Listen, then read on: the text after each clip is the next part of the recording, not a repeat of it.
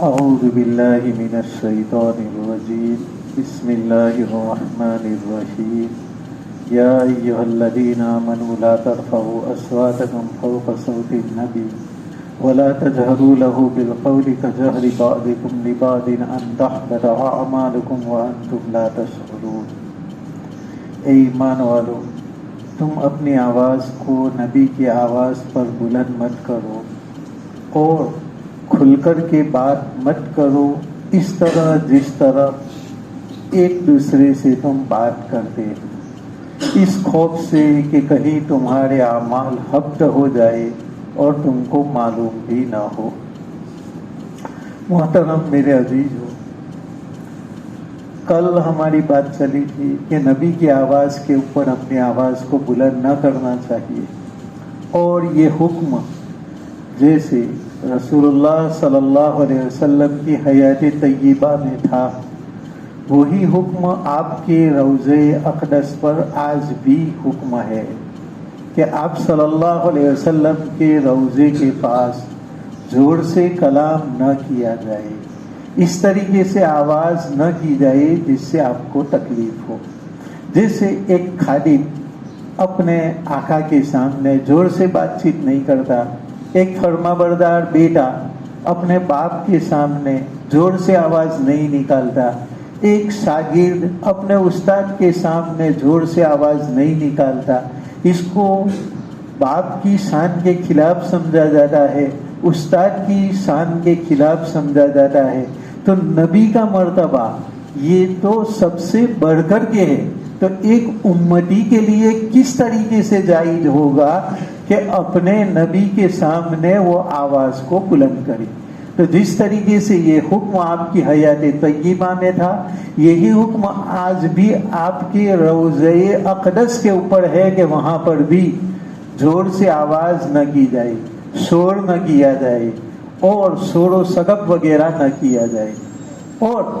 جب ہمارے نبی کریم صلی اللہ علیہ وسلم کسی سے خطاب فرمائے کہ اپنے منہ سے اپنی بات بیان فرمائے، تو اس وقت جیسے شان آپ صلی اللہ علیہ وسلم کا ادب اور آپ کی شان کا تقاضا یہ ہے کہ آپ کے سامنے ہم آواز کو بلند نہ کریں، اسی طریقے سے احادیث مبارکہ ہمارے سامنے پڑھی جائے، آقا انعامدار صلی اللہ علیہ وسلم کی باتیں ہمارے سامنے آئی، تو یہ بھی آپ صلی اللہ علیہ وسلم کا خطاب ہے۔ تو جیسے آپ بنفس نفیس خطاب کر رہے ہو، اس وقت آواز کو بلند کرنا جائز نہیں، اسی طریقے سے آپ کی احادیث مقدسہ پڑھی جا رہی ہو اور آپ کے فرامین اور آپ کے اقوال بیان کیے جا رہے ہو، اس وقت بھی یہ جائز نہیں ہے کہ ہم آواز کو بلند کریں۔ اور جیسے امتی کے سامنے نبی کا ایک مرتبہ ہے، اسی طریقے سے عوام کے سامنے بھی علماء کا ایسا درجہ ہے۔ علماء کے سامنے عوام کو وہی ادب بجا لانا چاہیے جو اللہ تبارک و تعالی نے اپنے محبوب کا ادب بتلایا ہے۔ اسی لیے حضرت عبداللہ ابن عباس رضی اللہ تعالیٰ عنہ فرماتے ہیں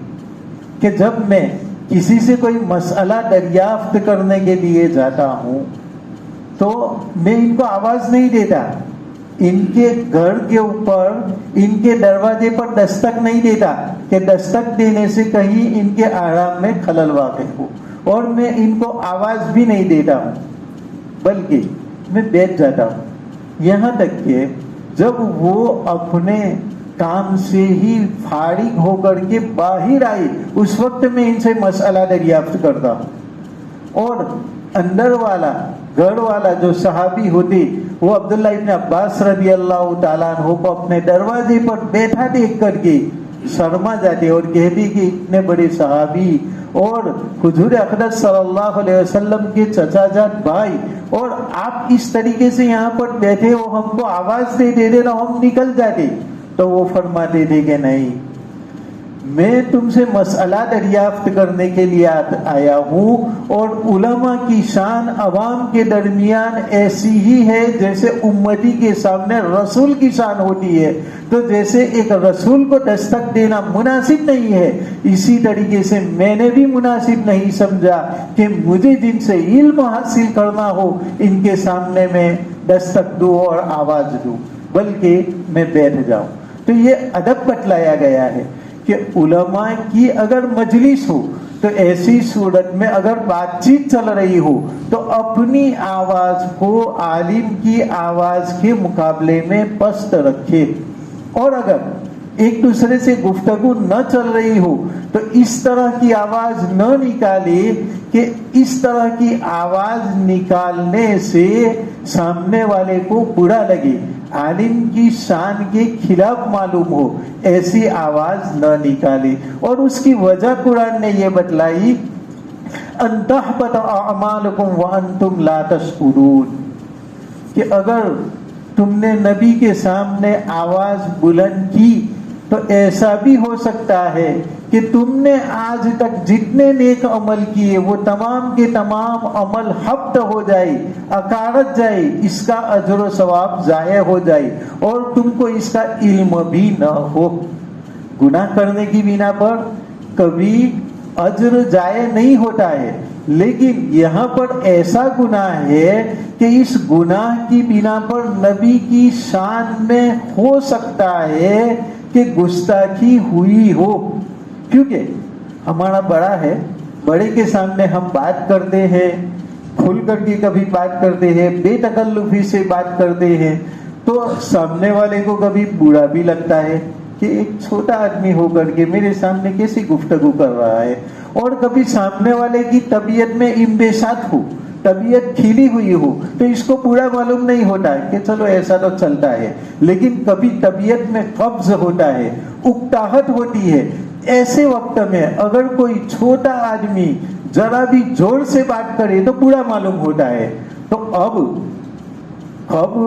نبی کی شان میں یہ آواز بری نبی کو معلوم ہوتی ہے، اور کب نبی اپنے شان میں اس کو برا نہیں سمجھتے، اس کو تو متکلم تو نہیں جان سکتا، اس لیے کہ صحابہ کرام کبھی بھی اس طرح کی بات نہیں کرتے تھے کہ جس سے نبی کو برا لگے۔ صحابہ کرام بہت لحاظ کے ساتھ بات کرتے تھے، لیکن اللہ نے ایک قانون بتلایا کہ یہاں ابو بکر صدیق اور عمر فاروق کی آواز بلند ہو گئی۔ اس آواز کے بلند ہونے میں ہو سکتا ہے کہ ہمارے نبی کے دل میں یہ بات آ جائے کہ میں یہاں پر موجود ہوں تو بھی میری اجازت کے بغیر یہ میرے دونوں ساتھی آواز بلند کر رہے ہیں، ان کے اندر ادب نہیں ہے۔ اگر ایسا ہمارے نبی کے دل کے اندر آ گیا تو یہ شان میں گستاخی ہوئی، اور اگر سمجھا کہ چلو یہ بھی بشر ہے، بات چیت کر لی، تو یہ شان میں گستاخی نہیں ہے۔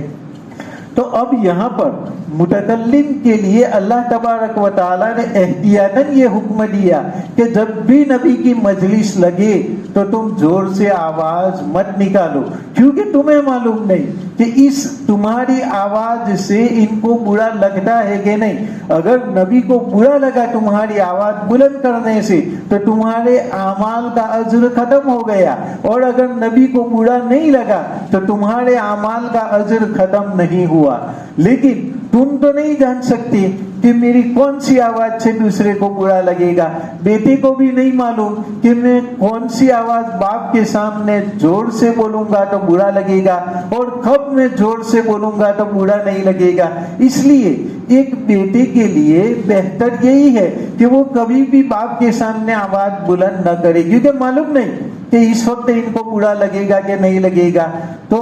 شان میں گستاخی نہ ہو، اس لیے احتیاط اسی میں ہے کہ باپ کے سامنے بیٹا آواز بلند نہ کرے، استاد کے سامنے شاگرد کبھی بھی آواز کو بلند نہ کرے، پیر کے سامنے کبھی بھی کوئی تلمیذ، کوئی بھی مرید اپنی آواز کو بلند نہ کرے، علماء کے سامنے عوام بھی کبھی بھی اپنی آواز کو بلند نہ کرے۔ اور یہی حکم قرآن نے دیا کہ نبی کے سامنے تمہیں آواز کو بلند نہیں کرنا ہے، اگر تم بلند کرو گے تو تمہیں احساس بھی نہیں ہوگا اور تمہارے اعمال حبط ہو جائیں گے۔ ان الذین یغضون اصواتهم عند رسول اللہ اولئک الذین امتحن اللہ قلوبهم للتقوی لهم مغفرۃ واجر عظیم، کہ جو لوگ اپنی آواز کو پست کر دیتے ہیں رسول اللہ صلی اللہ علیہ وسلم کے سامنے، اللہ تبارک و تعالی نے ان کے دلوں کو آزما لیا ہے تقوی کے لیے، اور ان کے لیے مغفرت بھی ہے اور اجر عظیم بھی ہے۔ جب یہ آیت نازل ہوئی کہ نبی کے سامنے اپنی آواز کو بلند مت کرو، تو اب اللہ تبارک و تعالی نے صحابہ کرام کے اعمال کو دیکھ کر کے بتلایا کہ اس آیت پر عمل کر کے صحابہ کرام نے اپنی آواز کو پست کر دیا، تو اللہ تبارک و تعالی نے ان کے دلوں کو خالص کر دیا، صاف کر دیا تقوی اور ایمان کے لیے۔ یہ لوگ بڑے تقوی والے ہیں، یہ لوگ بڑے ہی اچھے لوگ ہیں، ابھی تو ان کو حکم ملا اور فوراً تعمیل ارشاد کرنے لگے۔ حضرت ابو بکر صدیق رضی اللہ تعالیٰ عنہ نے قسم کھا لی کہ خدا کی قسم اب کی بات آپ صلی اللہ علیہ وسلم کے سامنے میری آواز بلند نہیں ہوگی مگر ایسی ہی جیسی کہ سرگوشی کوئی کر رہا ہو۔ کوئی کسی کے کان میں بات کرتا ہے تو کتنے آہستہ سے، مجھے چھپانا ہے 4-5 آدمیوں سے بات اور 2-3 آدمیوں کو کہنا ہے تو ذرا کان میں اس طریقے سے بات کرتا ہوں، اس کو سرگوشی کہا جاتا ہے۔ تو ابو بکر صدیق رضی اللہ تعالیٰ عنہ نے قسم کھا لی کہ اب کبھی بھی میں آپ صلی اللہ علیہ وسلم سے زور سے گفتگو نہیں کروں گا، بلکہ ایسی بات کروں گا گویا کہ سرگوشی کر رہا ہوں، کانا پھوسی کر رہا ہوں، کان میں آواز کر کے میں بات کر رہا ہوں۔ اور حضرت عمر رضی اللہ تعالیٰ عنہ اتنا آہستہ بولنے لگے کہ 2 مرتبہ پوچھنا پڑتا تھا کہ آپ نے کیا کہا، حالانکہ حضرت عمر رضی اللہ تعالیٰ عنہ پہاڑی آواز رکھتے تھے، لیکن جب یہ آیت نازل ہوئی تو اب آپ صلی اللہ علیہ وسلم کے سامنے یہ آواز نکالتے تھے تو بسا اوقات 2 مرتبہ پوچھنا پڑتا تھا کہ عمر آپ نے ابھی کیا فرمایا۔ یہ آپ صلی اللہ علیہ وسلم کے حکم کی، اللہ تبارک و تعالیٰ کے حکم کی تعمیل میں اور آپ صلی اللہ علیہ وسلم کے شان ادب کے لحاظ میں، یہاں تک کہ ثابت ابن قیس انصاری رضی اللہ تعالیٰ عنہ یہ خطیب تھے اور خطیب کی آواز عموماً بلند ہوا کرتی ہے، تو یہ اپنی قوم کے خطیب تھے۔ اب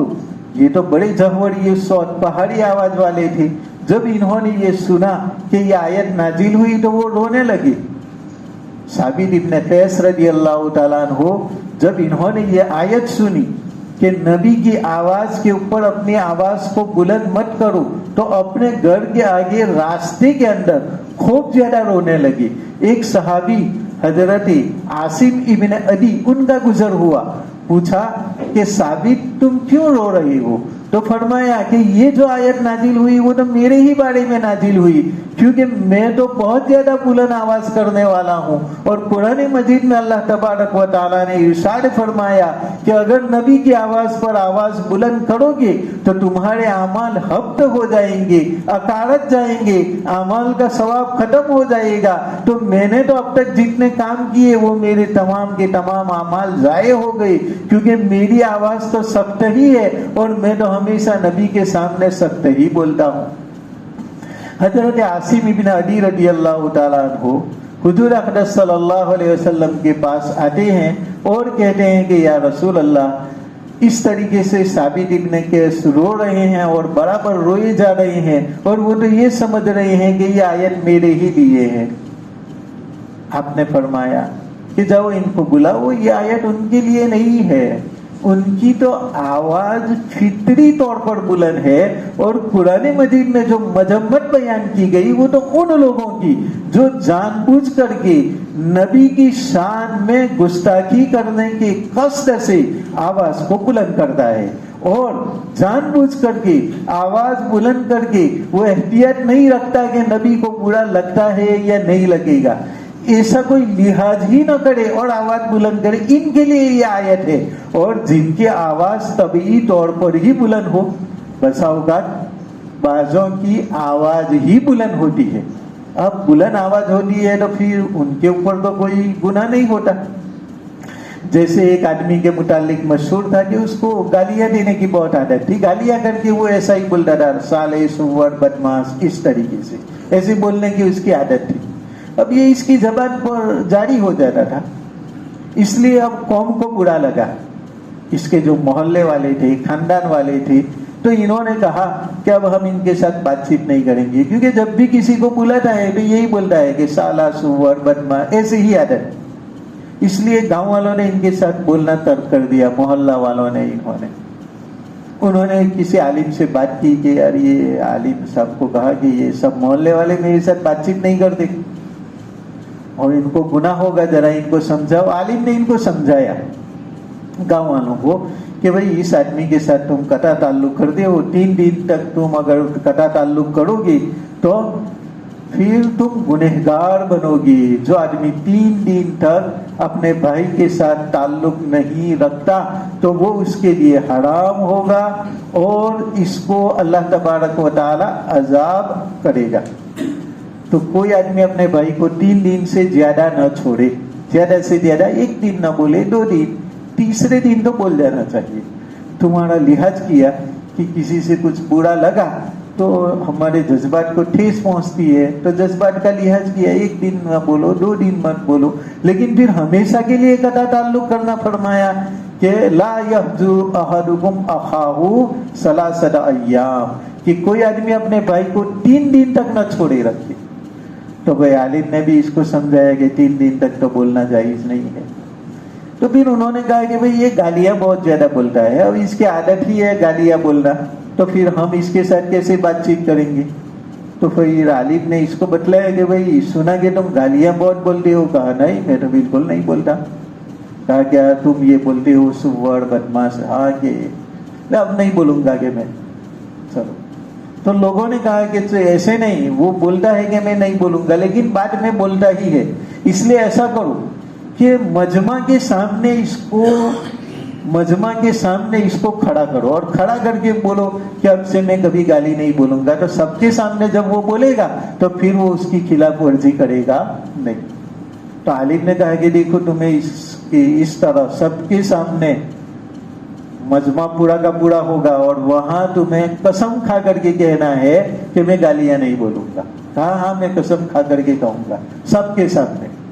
اب اس طرح مجلس منعقد کی اور اس میں ان کو کہا کہ چلو اب آپ سب کے سامنے قسم کھا کر کے بولو. تو وہ قسم کھا کر کے کہنے لگے کہ اب سے میں خدا کی قسم کھا کر کے کہتا ہوں کہ میں ان سالے سور بدماشوں کو کبھی گالی نہیں بولتا, لیکن یہ سالے سور بدماش یہ کہہ رہے ہیں کہ سب کے سامنے کہے تو پھر ہم ان کے ساتھ بات چیت کریں گے, تو اب میں قسم کھا کر کے کہتا ہوں کہ سالے سور بدماشوں کو کبھی گالی نہیں دوں گا بس. اب لوگوں نے کہا کہ بھئی یہ تو معافی بھی مانگ رہا ہے اسی طریقے سے. تو پھر عالم صاحب نے سمجھایا کہ اب ایسے لوگوں کے لیے یہ گالی نہیں, یہ ان کی زبان بن گئی ہے, اس لیے ایسے لوگوں کے سامنے اس کے اوپر پکڑ کی جاتی نہیں. تو پھر محلہ والوں نے اور گاؤں والوں نے بھی اس کے ساتھ بولنا شروع کر دیا اور سمجھا کہ یہ قابل افواہ ہے. اسی طریقے سے یہاں پر بھی بعض صحابہ کرام کی آواز ہی اتنی زیادہ بلند تھی کہ حضرت عباس رضی اللہ تعالیٰ عنہ جو آپ صلی اللہ علیہ وسلم کے چچا تھے, اتنی ان کی آواز بلند تھی کہ جب بکریاں چرانے کے لیے جاتے تھے تو بھیڑیا کبھی بکریوں کے اوپر حملہ کرنے کے لیے آتا تو وہ اتنی زور سے آواز نکالتے تھے کہ بھیڑیے کا پیتا پانی ہو جاتا اور وہ وہیں پر مر جاتا, بھیڑیا مر جاتا. اتنی زور سے ان کی آواز تھی. لوگوں نے سوال بھی کیا کہ بھیڑیا مر جاتا ہے, بکریاں کیوں نہیں مرتی؟ کہا بکریوں کو میری عادت پڑ گئی ہے, کیونکہ بکریاں تو روزانہ سنتی رہتی ہے میری آواز, اس لیے بکریوں کے اوپر کوئی اثر ہوتا نہیں. اور بھیڑیا تو کبھی کبھار حملہ کرنے کے لیے آتا ہے تو جو زور سے آواز سنتا ہے تو پھر وہ بھیڑیے کا پیتا پانی ہو جاتا ہے. ایسی بڑے بڑے بلند آواز والے بھی صحابہ کرام تھے. تو پھر آپ صلی اللہ علیہ وسلم نے سمجھایا کہ ثابت ابن قیس یہ بھی بلند آواز والے ہیں, حضرت عباس یہ بھی بلند آواز والے ہیں, ان لوگوں کے لیے یہ بات نہیں ہے. جو بات نبی کی گستاخی کرنے کے لیے زور سے کرتا ہے، ان کے لیے یہ وعید ہے۔ جن کی آواز فطری طور پر بلند ہے، جیسے اس آدمی کو گالیاں بولنے کی عادت تھی کہ معافی میں بھی وہ گالی بولتا ہے، تو پھر لوگوں نے اس کو کل عفو سمجھا اور اس کو معاف قرار دیا۔ اس طریقے سے یہاں پر بھی آپ صلی اللہ علیہ وسلم نے ان کو بلایا۔ اب یہ حضرت ثابت ابن قیس یہ رو رہی تھی اور صحابی ان کا یہ پیغام لے گئی، اور ادھر روتے روتے وہ اپنی بیوی کے پاس آتے ہیں جن کا نام جمیلہ تھا۔ ان کو کہا کہ جمیلہ دیکھ، مجھ سے بہت بڑا گناہ ہو گیا ہے، میں نے نبی کی شان میں آواز کو بلند کیا ہے، میرے تو اعمال تمام کے تمام ہفت ہو گئی، اب میں استبل کے اندر چلا جاتا ہوں، طویلے کے اندر چلا جاتا ہوں، تم وہاں پر ایک کھیلا، ایک میک گاڑ دو تاکہ مجھے کوئی نکال نہ سکے۔ اب میں خدا کی قسم اس طویلے میں سے باہر نہیں آؤں گا یہاں تک کہ میں مر جاؤں، یا اللہ تبارک و تعالی میرے نبی کو راضی کر دے اور مجھ سے جو آواز بلند ہو گئی اس کا کوئی تصفیہ نکال دے، وہاں تک میں باہر نکلنے والا نہیں ہوں۔ ادھر آپ صلی اللہ علیہ وسلم نے ان کو بلایا تو خود عاصم ابن عدی وہ جاتے ہیں، اور وہاں جاتے ہیں تو وہ جو راستے پر رو رہے تھے وہاں پر تو نہیں تھے، تو پوچھا ان کی بیوی کو کہ وہ کہاں گئے؟ کہا وہ تو استبل کے اندر چلے گئے، طویلے میں جہاں پر جانوروں کو باندھا جاتا ہے، اور کہتے ہیں کہ میں خدا کی قسم نہیں نکلوں گا یہاں تک کہ میرے بارے میں آپ صلی اللہ علیہ وسلم کوئی صاف بات بیان فرما دے یا میری موت آ جائے، وہاں تک میں نکلوں گا نہیں۔ تو حضرت عاصم ابن عدی نے کہا کہ آپ دروازہ کھولو۔ انہوں نے کہا کہ میں نے تو یہ قسم کھا لی ہے، کہا آپ صلی اللہ علیہ وسلم نے ہی تم کو بلایا ہے اور ضرور تمہاری بات کا کوئی تصفیہ نکلے گا، کوئی سمادھان نکلے گا، اس لیے تم باہر نکلو۔ انہوں نے کہا کہ باہر میک جردی ہے، تم میک کو نکالو۔ کھیلا جو باہر رکھ دیا تھا اس کو نکالنے کا کہا۔ انہوں نے وہ میک دروازے سے نکال دی اور اس کے بعد دروازہ کھولا، اور آپ صلی اللہ علیہ وسلم کے پاس حضرت ثابت ابن قیس رضی اللہ تعالیٰ عنہ تشریف لائے۔ ثابت ابن قیس رضی اللہ تعالیٰ عنہ کو آپ صلی اللہ علیہ وسلم نے پوچھا کہ تم کو کیا ہو گیا کہ تم نے اپنے آپ کو طویلے کے اندر بند کر لیا اور تم بہت زیادہ روتے ہو؟ تو انہوں نے فرمایا کہ یا رسول اللہ، یہ آیت آپ نے سنائی کہ یا ایھا الذین آمنوا لا ترفعوا اصواتکم فوق صوت النبی ولا تجهروا له بالقول كجهر بعضكم لبعض ان تحبط اعمالكم وانتم لا تشعرون، کہ اس آیت میں اللہ تبارک و تعالی نے ارشاد فرمایا کہ نبی کی آواز پر اپنی آواز بلند مت کرو اور نبی کے سامنے بہت کھلکھلا کر کے باتیں مت کرو، کہیں ایسا نہ ہو کہ تمہارے اعمال حبط ہو جائے اور تم کو پتہ بھی نہ ہو، اور میری آواز تو ویسے ہی بلند ہے۔ تو آپ صلی اللہ علیہ وسلم نے فرمایا کہ ثابت، کیا تمہیں یہ پسند نہیں ہے الا ان تکون راضیا وان تموت شہیدا وتدخل الجنہ، کہ اے ثابت، کیا آپ اس بات کے اوپر راضی نہیں ہو کہ تم جب تک زندہ رہو تم خوشگوار زندگی گزارو، اور جب تمہاری موت آئی تو تم شہید ہو کر کے مرو اور تم سیدھے جنت میں داخل ہو جاؤ؟ تمہیں یہ بات پسند نہیں ہے؟ حضرت ثابت ابن قیس رضی اللہ تعالیٰ عنہ نے فرمایا کہ یا رسول اللہ، میں تو ضرور اس سے راضی ہو گیا۔ تو آپ صلی اللہ علیہ وسلم نے ان کو دعا دی کہ تم جب تک زندہ رہو گے وہاں تک تمہاری زندگی خوشگوار گزرے گی، جب تمہاری موت آئے گی تو شہید بن کر کے تم وفات پاؤ گے اور تم سیدھے جنت کے اندر داخل ہو جاؤ گے۔ اور یہ قرآن مجید کی آیت تمہارے لیے نہیں ہے، قرآن مجید کی آیت ان کے لیے ہے جو نبی کی شان میں گستاخی کے ارادے سے یا بلا احتیاط کے زور سے کلام کرتا ہو، ان کے لیے یہ بات ہے، تمہارے لیے یہ بات نہیں ہے۔ اور ایسا ہی ہوا، وہ خوشگوار زندگی گزارتے ہیں، اور جنگ یمامہ کے اندر ان کی شہادت ہوتی ہے۔ جنگ یمامہ کے اندر بہت سارے مسلمان پسپائی اختیار کرتے ہیں۔ جنگ یمامہ یہ ایک لڑائی ہوئی تھی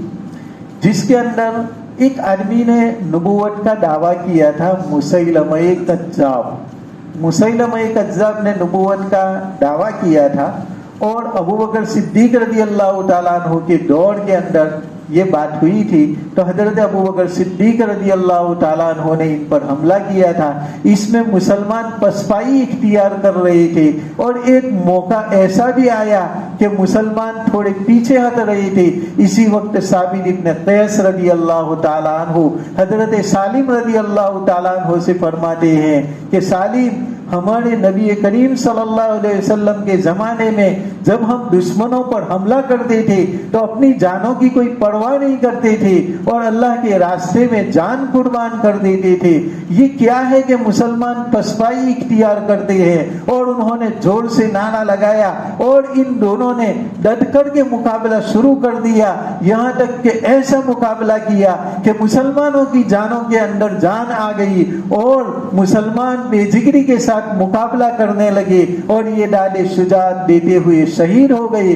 اور مسلمانوں کا پلڑا ان کی بنا پر بھاری ہو گیا. اس طریقے سے شہادت داد شجاعت دیتے ہوئے شہادت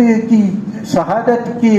راہ میں اللہ تبارک و تعالیٰ نے ان کی جان کو قبول کیا اور اس طریقے سے وہ شہید ہوتے ہیں. تو اللہ تبارک و تعالیٰ کا اتنا خوف انہوں نے کیا کہ اپنے آپ کو انہوں نے طویلے کے اندر بند کر دیا اور گنہگار اپنے آپ کو سمجھا. تو اللہ تبارک و تعالیٰ کی جانب سے یہ بدلہ دیا کہ خود اللہ تبارک و تعالیٰ نے ان کے حق میں یہ آیت نازل کی کہ جن لوگوں نے اپنی آواز کو بتکلف پست کیا رسول اللہ صلی اللہ علیہ وسلم کے سامنے، اللہ تبارک و تعالیٰ نے ان کے دلوں کو تقوی کے لیے آزما لیا. ان کے لیے مغفرت ہے اور ان کے لیے اجر عظیم ہے. تو جن لوگوں نے کوئی شریعت کے خلاف کوئی کام کیا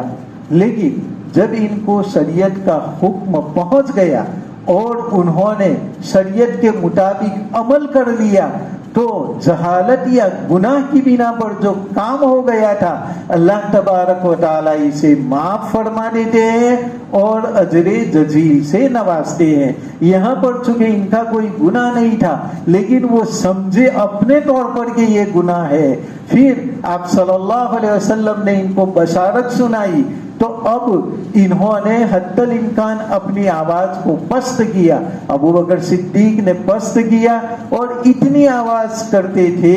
گویا کہ کسی کے کان میں بات کر رہے ہو. تو اس میں جتنی آہستگی ہوتی تھی تو یہ اس طریقے سے بات کرتے تھے ابو بکر صدیق. یہ ہر جگہ پر نہیں لیکن جہاں پر نبی کریم صلی اللہ علیہ وسلم کی مجلس ہوتی وہاں پر، ورنہ آپ صلی اللہ علیہ وسلم کی مجلس کے باہر ساتھیوں کی مجلس ہو اور کوئی مجلس ہو تو اس میں یہ ممانعت نہیں تھی. یہ ممانعت فقط آپ صلی اللہ علیہ وسلم کی مجلس کے ساتھ خاص ہے. اسی طریقے سے آج بھی یہ ممانعت جو بڑے بڑے اللہ والے ہیں، جو بڑے بڑے پیر ہے، پیران پیر ہے، ایسے لوگوں کے سامنے آواز بلند کرنے کی ممانعت ہے. ورنہ عام مجلس کے اندر دوستوں کی مجالس میں ایک دوسرے سے آواز بلند ہو تو اس میں کوئی حرج نہیں ہے. تو ابو بکر صدیق رضی اللہ تعالیٰ عنہ پست آواز نکالنے لگے، عمر فاروق رضی اللہ تعالیٰ عنہ پست آواز نکالنے لگے، اور بعض جن سے عادت کے طور پر آواز بلند ہی ہو جاتی تھی وہ کبھی کنکر منہ میں رکھ دیتے تھے تاکہ آواز بلند نہ ہو جائے. کیونکہ جن کی عادت ہوتی ہے تو وہ تو جیسے ابھی وہ واقعہ سنایا سالے سور بدماش تھے تو ایسی آواز تو نکل جاتی ہے. تو جو جوہری صوت تھے ان کی آواز کبھی بھی بلند ہو سکتی تھی. تو یاد رہے اس لیے بعض صحابہ کرام نے کنکر کو اپنے منہ میں رکھنا شروع کر دیا تاکہ پتہ چلے کہ مجھے بولنے میں تکلیف کیوں ہو رہی ہے. ہاں نبی صلی اللہ علیہ وسلم کی یہ مجلس ہے، کہیں آواز بلند نہ ہو جائے، اس احتیاط کے پیش نظر ہم نے یہ کنکریاں منہ کے اندر رکھی ہے. تو یہ اللہ تبارک و تعالیٰ کے احکامات پر صحابہ کرام رضی اللہ تعالیٰ عنہ اس طریقے سے عمل کرتے تھے. کبھی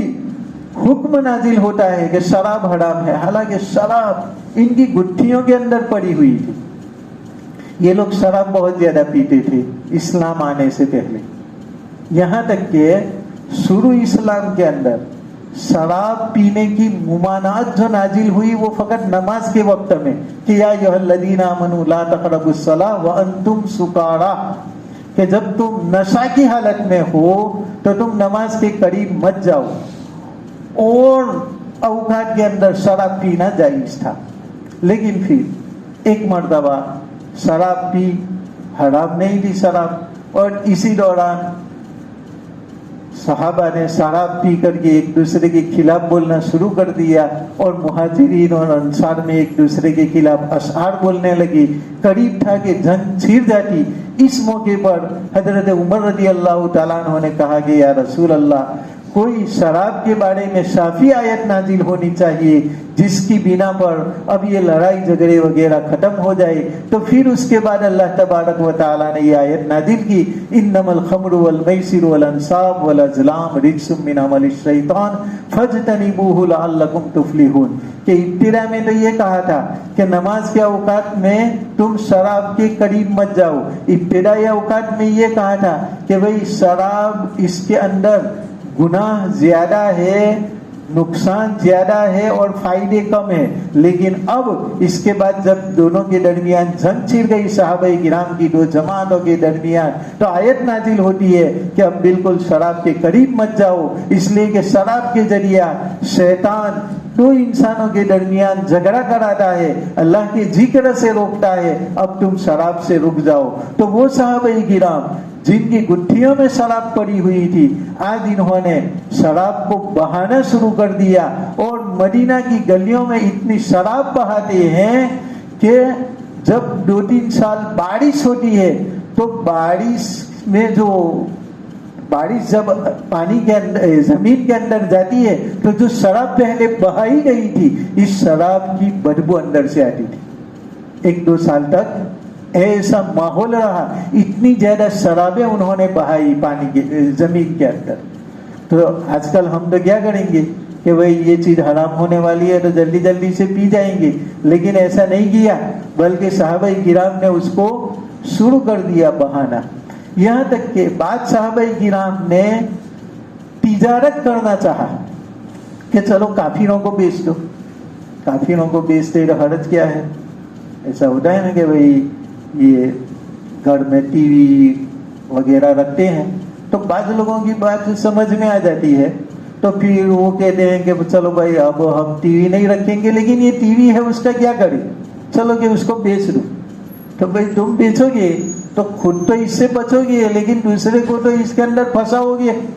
تو کہتے ہیں ہندوؤں کو بیچ دو، اب تم کیوں اس کا ذریعہ بنتے ہو کسی کو بھی بیچ کر کے کسی کو ٹی وی دیکھنے کا؟ برائی کوئی بھی کرے، ہندو کرے، کوئی گنہگار کرے، بری چیز ہے، ایسی چیزوں کو توڑ دینا چاہیے۔ تو آپ صلی اللہ علیہ وسلم نے بیان فرمایا کہ جس ذات نے شراب پینے کو حرام کیا ہے، اس نے بیچنے کو بھی حرام کیا ہے، کافروں کو بھی بیچنا جائز نہیں ہے، بلکہ اس شراب کو بہا دو۔ تو صحابہ کرام ایسے تھے کہ انہوں نے اپنا فائدہ بھی نہیں دیکھا، ورنہ ہم جیسے وہ تو جلدی جلدی پی لیں گے کہ ابھی مول صاحب کو پوچھنے کا نہیں، پہلے اس کو ختم کر دو، بعد میں پوچھیں گے مسئلہ، ایسا کرتے۔ لیکن صحابہ کرام کے اندر یہ بات نہیں تھی، ایمان ان کے دل کے اندر اجاگر ہو جاتا تھا تو وہ فوراً اس کو بہا دیتے تھے۔ یہاں تک کہ جب سود حرام ہوا تو بہت سارے صحابہ کرام، یہ حضرت عباس رضی اللہ تعالیٰ عنہ آپ کے چچا، ان کے لاکھوں روپیوں کا سود دوسروں کے اوپر تھا، لیکن جب آپ صلی اللہ علیہ وسلم نے بیان فرما دیا کہ سود حرام ہے تو آپ نے فوراً اپنا لاکھوں کا سود معاف کر دیا۔ تو شرابیں بھی بہا دی، اور سود جو تھا اپنا وہ حرام ہوا تو اپنا سود بھی معاف کر دیا۔ یہ نہیں کہ وہ تو پہلے لیا تھا، اس وقت کہاں حرام تھا، یہ تو ابھی حرام ہوا تو اب کے بعد نہیں لیں گے، اب تک تو لینا جائز ہے۔ اس طریقے سے ہمارا نفس ہزار بہانے نکالتا ہے، لیکن انہوں نے ایسا نہیں کیا۔ یہ صحابہ کرام ہے، اور اللہ تبارک و تعالی نے یہ صحابہ کرام کے واسطے سے ہم کو بھی سمجھایا کہ جو لوگ اللہ تبارک و تعالیٰ کا حکم نازل ہو گیا کہ اب آواز بلند مت کرو، اور انہوں نے اپنی آواز کو پست کر دیا، تو ان لوگوں کو اللہ تبارک و تعالیٰ نے امتحان کے اندر کامیاب فرما دیا ہے، اور انہی کے لیے مغفرت ہے اور اجر عظیم ہے۔ اب تک جو گناہ ہو گیا وہ معاف، اور اب چونکہ ان کو گناہ کے اوپر دل سے ندامت ہے، اس لیے ان کو اجر عظیم بھی ملے گا۔ اس لیے ہم بھی آج سے تہیہ کریں کہ اب تک جو ہمارے گناہ تھے، ہم رمضان کی بنا پر ان تمام گناہوں سے توبہ کرتے ہیں، انشاءاللہ اب آئندہ ہم گناہ نہیں کریں گے، ان گناہوں سے ہم بچیں گے۔ اب تک ہم گالیاں بولتے تھے، اب نہیں بولیں گے۔ اب تک ہم نماز چھوڑتے تھے، اب نماز کو ہم نہیں چھوڑیں گے۔ اب تک ہم تلاوت نہیں کرتے تھے، اب ہم تلاوت کریں گے۔ یہ آواز ہمارے سامنے آ گئی تو اگر ہم بھی ثابت بن قیس رضی اللہ تعالیٰ عنہ کی طرح دل سے ندامت کا اظہار کریں گے کہ اب سے یہ گناہ ہم نہیں کریں گے، اب تک جو ہو گیا وہ ہو گیا، تو اللہ تبارک و تعالیٰ یہ ہم کو بھی اجر عظیم عطا فرمائے گا، اور اب تک کے جو ہمارے گناہ ہو گئے اس کو معاف فرمائے گا۔ تو یہ قرآن مجید ہمیں درس دے رہا ہے کہ ہمیں اپنی نفسانی شرارتوں سے کوئی گناہ ہو جائے اور اس گناہ پر ہمیں تنبہ ہو جائے تو اس گناہ سے فوراً توبہ کر لینا چاہیے۔ تو اللہ تبارک و تعالی ہمارے گناہوں کو بھی معاف فرمائیں گے اور اس کے اوپر اجر عظیم بھی عطا فرمائیں گے۔ اللہ تبارک و تعالی کئی سنی باتوں پر ہمیں عمل کرنے کی توفیق عطا فرمائے۔ سبحان اللہ والحمد للہ ولا الہ الا اللہ واللہ اکبر ولا حول ولا قوة الا باللہ العلی العظیم۔ لا الہ الا اللہ الحلیم الکریم، سبحان اللہ رب العرش العظیم والحمد للہ رب العالمین۔ اسألک موجبات رحمتک وعزائم مغفرتک والغنیمۃ من کل بر والسلامۃ من کل اسم۔ اللہم لا تدع لنا ذنبا الا غفرته ولا ہما الا فرجته ولا دینا الا قضیته ولا مرضا الا شفیته ولا حاجة هي لك رضا الا قضیتها یا ارحم الراحمین۔ اللہم انی اعوذ بک من جہد البلاء ودرک الشقاء وسوء القضاء وشماتة الاعداء۔ اللہم ربنا آتنا فی الدنیا حسنہ وفی الآخرۃ حسنہ وقنا عذاب النار۔ یا اللہ یا رحمان یا رحیم، ہم گنہگار ہیں، مجرم اور خطاوار ہیں۔ یا اللہ رمضان کا یہ تیسرا روزہ گزر رہا ہے، یا اللہ ہم نے جیسی قدر کرنی چاہیے ویسی قدر نہیں کی۔ یا اللہ تو ہمیں معاف فرما، قدردانی کی توفیق عطا فرما، ایک ایک روزے کی قدردانی کی توفیق عطا فرما۔ اور یا اللہ تیرے پیارے آقا صلی اللہ علیہ وسلم نے جس طریقے سے رمضان کا استقبال کیا اسی طریقے سے ہمیں استقبال کرنے کی توفیق عطا فرما، اور ہماری دل کا بھی روزہ اور ہماری آنکھوں کا بھی روزہ ہو، ہمارے اعضاء کا بھی روزہ ہو۔ یا اللہ ہمارا فقط بھوک پیاس کا روزہ لیکن ہمارے اعضاء کا ہم روزہ نہیں رکھتے۔ یا اللہ ہماری آنکھیں برا دیکھ رہی ہے، ہمارے دل برا سوچ رہے ہیں۔ یا اللہ ایسے روزوں کی تو تجھے کوئی پرواہ نہیں ہے۔ یا اللہ ہم ایسے روزوں سے پناہ مانگتے ہیں۔ یا اللہ تو ہمیں ایسا روزہ عطا فرما کہ ہماری آنکھوں کا بھی روزہ ہو، ہمارے دلوں کا بھی روزہ ہو، ہماری سوچ کا بھی روزہ ہو۔ یا اللہ صحیح سوچنے کی توفیق عطا فرما، صحیح دیکھنے کی توفیق عطا فرما، اور یا اللہ ہمارے تمام اعضاء کا روزہ ہماری جانب سے تو قبول فرما، اور یا اللہ ہماری بھوک پیاس ایسی ہو کہ جس سے تو راضی ہو جائے، اور یا اللہ ہمارے لیے تقویٰ کا ذریعہ بن جائے اور ہمارے لیے آخرت کی نجات کا سبب بن جائے۔ یا اللہ ان روزوں سے تو ہماری دنیا بھی بنا دے، ہماری آخرت بھی بنا دے، ہمارے روزی روزگار میں برکت عطا فرما، ہماری کھیتیوں میں برکت عطا فرما، ہمارے کاروبار میں برکت عطا فرما، ہماری نوکریوں میں برکت عطا فرما،